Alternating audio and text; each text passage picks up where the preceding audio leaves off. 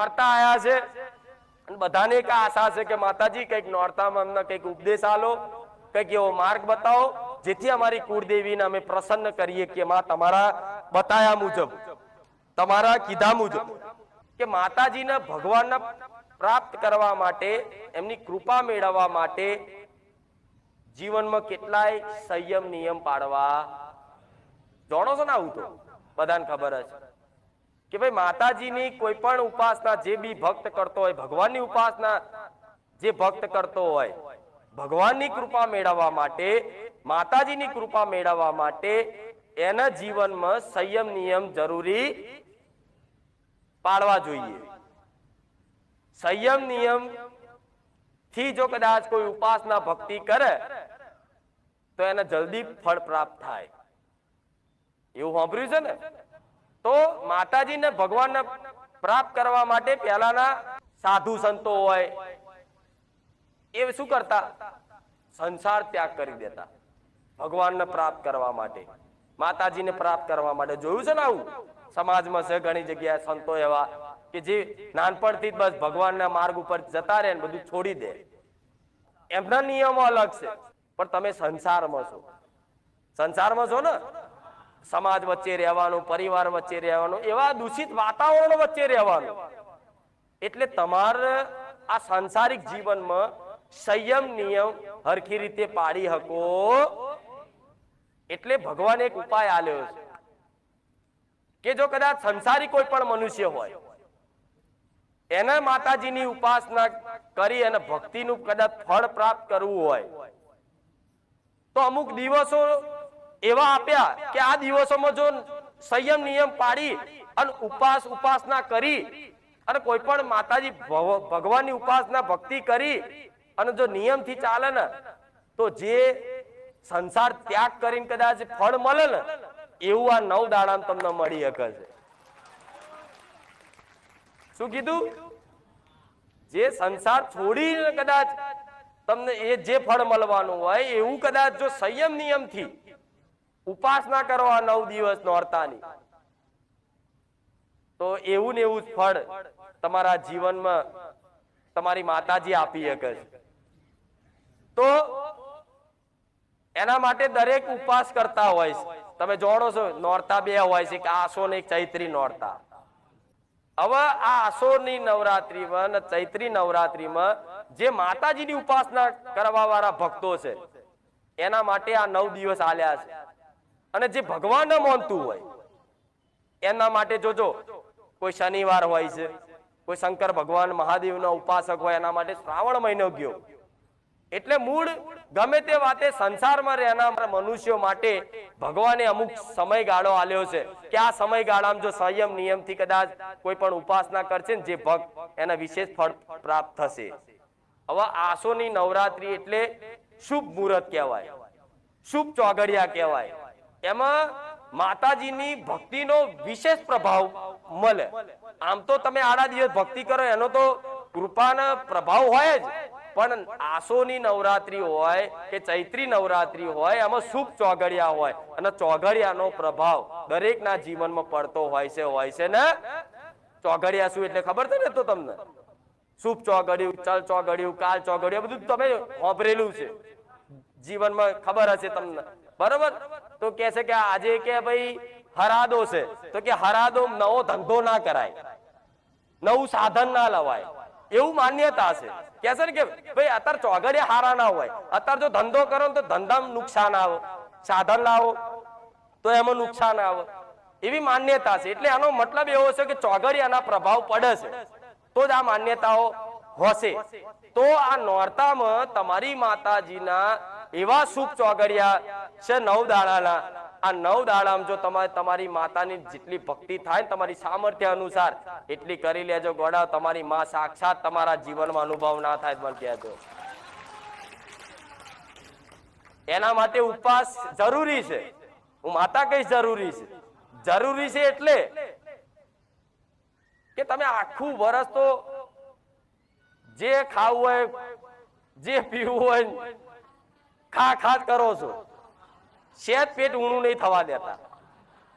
શેત ભૂખ લાગી પકોડી ખાઈ લઉં, છે ભૂખ લાગી દાબેલી ખાઈ લઉં, અને ઘેર હોય તો કે લાય આ તરી લઉં, કાતરી તરું ને મેગી બનાવું, આ બનાવું તે બનાવું.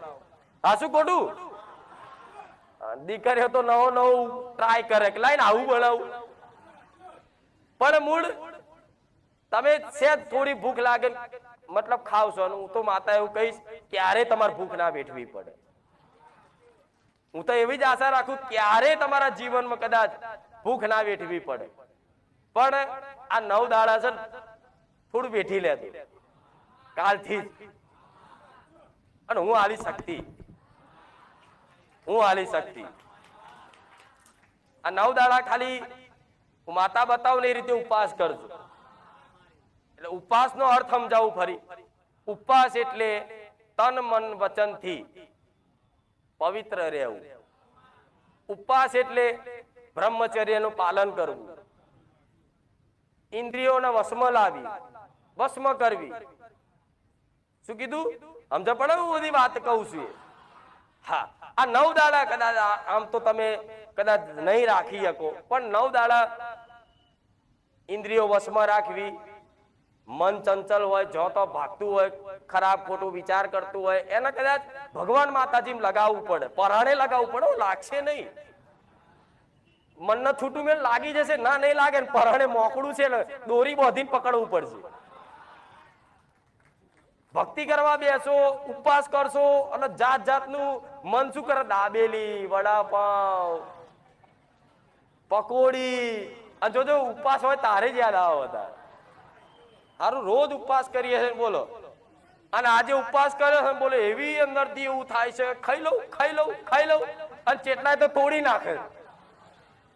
એટલે નિયમ લો, પ્રણ લો અને પછી તોડો તે અપરાધ ગણાય. પણ એના કરતા હું માતા હું જે બતાવું છું એ પ્રમાણે રીતે કરશો ને તમારી માતા જ તમારી પર કૃપા રાખશે. એટલે તન મન વચન થી પવિત્ર રહેવું, ઇન્દ્રિયો વશમાં રાખવી, એનું મુખ્ય હેતુ એ છે ઉપવાસનો. હવે ઉપવાસમાં કોઈ એક ટાણું કરે, કોઈ નકોડા કરે, પોતપોતાની અલગ અલગ રીત હોય છે બધાની. પણ નકોડા થતા હોય એના માટે નકોડા જ સારા ને બેસ્ટ છે.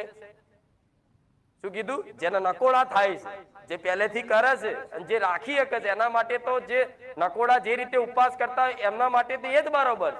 પણ જે નવા છે, જેને નહીં થતા, એના માટે હું માતા એવું કહીશ કે કઈ નહીં તો એક ટાણું ખાલી તમારી ઈચ્છા હોય તારે, પણ ખાલી એક ટાણું કરી શકો છો. આવું માતા કહું. તમે ઉપવાસ સવારથી રાખો, એ દિવસથી મતલબ આજે તમે જે પણ ઘેર બનાવ્યું હોય, દાળ ભાત કઢી ખીચડી જે અને હું તો 9 દાડા છે તો હારું હારું બનાવો. લાડવા, શીખંડ, સૂતર જે લાવવું હોય, લાપસી, બધું. અરે તમારા માટે નહીં, ખાવાનું તો તમારા જ છે છેલ્લે, પણ તમારી કુળદેવી માટે. કે માં પહેલા નોરતે નહીં પેલું ગીત આવતું કે શું, સોમવારે સૂતર ફેરણી જલ્દી જમવા આવજો, મંગળવારે ગુલાબ જાંબુ જલ્દી જમવા આવજો. હવે સોમવારે સૂતર ફેરણી જલ્દી જમવા આવજો એવું માતાજીને આહવાન કર્યું, અને માતાજી આયા અને થારીને જોયું, એટલે કેવું સૂતર ફેરણી છે નહીં.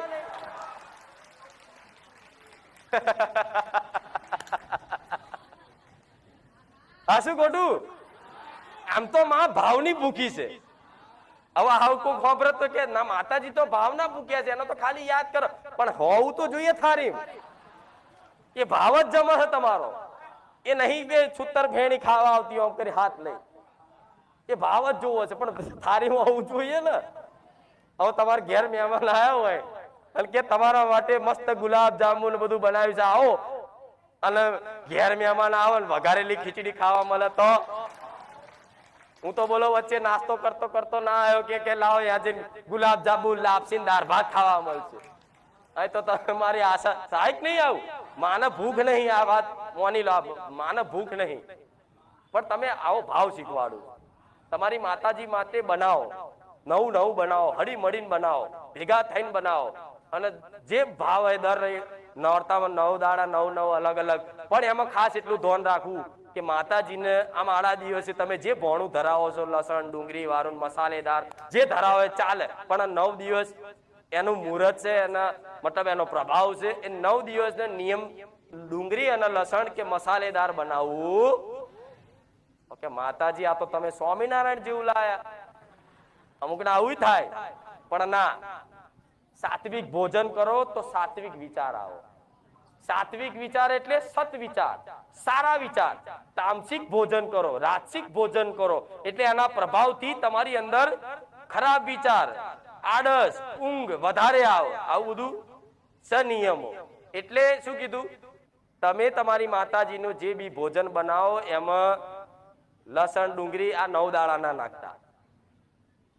અને હું તો કહીશ 9 દાડા નહીં ખાવ તો મરી નહીં જાવ.